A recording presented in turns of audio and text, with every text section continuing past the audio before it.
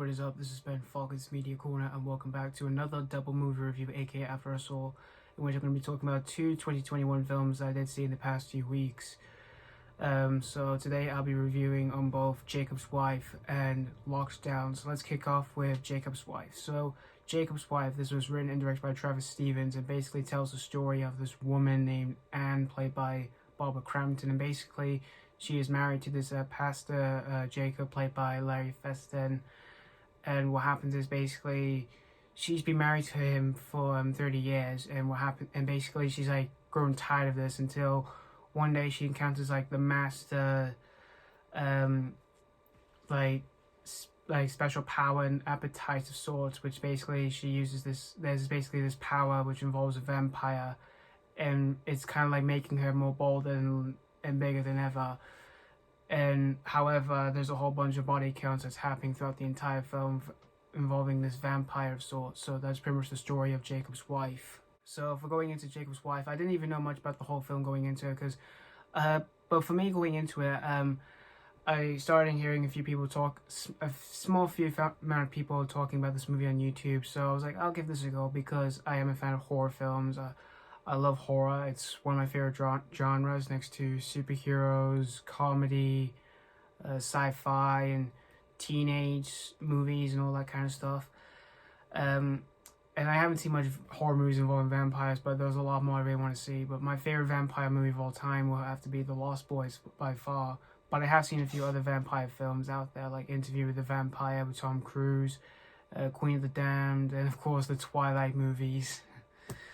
But, and for the cast, I wasn't very familiar with the cast members, and I was surprised to hearing about one of them, which I was very familiar with, which back then used to be a professional wrestler from WWE, and that was CM Punk, which that was a really big surprise to see that he was in a movie like this. So, so I checked this out on Shudder, which is basically from Shudder, which is this app where you can watch horror movies and documentaries about horror. So I watched this on Shudder, and I had a great time with Jakobs Wife. I thought this was a great horror film. And it's not like my number one favorite horror vampire movie, but still is a really fun movie. It has both a mixture of being a horror film as well as being a bit of a comedy, which I didn't expect comedy in this. I was expecting, about like, a bunch of like scary horror and all that, because again, this movie involves a vampire. But namely, the best thing I liked about this was the performances. Barbara Crampton as Anne, I thought she was great in this movie. She delivers a lot. She gives her role very deeply into like what we see about like her life. Like she's fed up with her her relationship of sorts. It's not like because of the relationship she's dealing with along with her husband, who's a pastor of the church. It's not like a toxic or abusive relationship of sorts, because this relationship is kind of like a weird relationship of sorts, because again, this is mainly involving a vampire. It is a bit difficult to describe, but that's pretty much the way I could describe about it. And for when she encounters like the vampire, and there's a whole bunch of like crazy scary stuff that's happening in the movie that happens to her, like if she's out in public and then there's something scary looking that's happening. Those scenes I thought were almost really scary, but yet really entertaining as well. And Barbara Crampton, for those scenes, she absolutely nails it.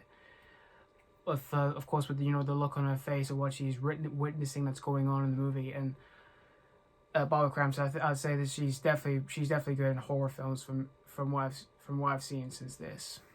And as for other performances, like you got Larry Fessenden as Pastor Jacob, he was really good in the movie, and CM Punk, which again was a big surprise to see in this movie. I thought he was great in the movie, and everyone else they all delivered great performances here. And for the body kills in the film, like the body counts in this film, I thought they were really entertaining, and they were really extremely bloody and violent, because again, there's a lot of blood and gore in this movie involving this vampire, and there are so many brutal kills, which didn't make me like physically sick or anything. I was pretty entertaining, because again, the genre of it's mainly a mixture of being both a horror film and a comedy, which I didn't expect comedy in this. I just expected, just like scary, like bizarre craziness that happens in any kind of horror film, a scene that does not involve comedy. But I thought they managed it pretty well. And I think that Travis and I could have pretty good future for being a good horror film director since he made this film. And that's pretty much what I have to say about Jakobs Wife. But if you're a fan of horror movies involving vampires, or if you're a fan of like anything involving vampires that do not involve horror, I really recommend this one. So I'm gonna give Jakobs Wife a 4 out of 5. Now let's move on to Lockdown. So Lockdown, this is basically a 2021 romantic comedy heist film from Warner Brothers, and this is one of their newest projects they've done this year. It came out a bit early, so that's why I'm reviewing a bit late, and I did see a bit late than usual, but I did see all the other projects that they've made so far this year, like Tom and Jerry, Godzilla vs. Kong, The Little Things, Judas and the Black Messiah, and all that. I'll be looking forward to seeing more of their projects pretty soon. But so this was directed by Doug Liman. This was his first film to be released this year. Then after this, he made recently Chaos Walking, which I've already reviewed that movie on my channel, and you guys can check out my views if you want to know what I thought of Chaos Walking with Tom Holland and Daisy Ridley. So in this film, basically, the centers on these two sort of couple of sorts. You got Linda, played by Anne Hathaway, and Paxton, played by Chiwetel Ejiofor. And basically, these two people basically want to pull off a heist so they can bring them close together, although they are stuck in locked down in England due to the whole coronavirus pandemic. And so basically we see them try to figure out how they can basically pull off the heist during the whole lockdown, because the whole pandemic lockdown. And basically see if they can get closer than ever before. So that's pretty much the story of Lockdown. So for going into Lockdown, I didn't even know much about this whole film going into it. I didn't even know like what it was really about, because I didn't see much of the trailers or anything, or just anything at all really, because I didn't even know what to expect from it, because I just didn't know if this was going to be either pretty bad or just alright of sorts. Because although I was familiar with every cast member who were in this movie, like you got Anne Hathaway, which I've said before in some videos I reviewed movies that had her in. She's a talented actress, and she keeps proving herself a lot in recent years. Sometimes she does, and sometimes she doesn't. But I think she still is she's a really good actress. And you got Chiwetel Ejiofor, who I knew him from Inside Man, which I thought that was a great heist movie by Spike Lee. Doctor Strange, that's a great superhero movie from the Marvel Cinematic Universe. And 2019's The Lion King, the live-action remake from Jon Favreau.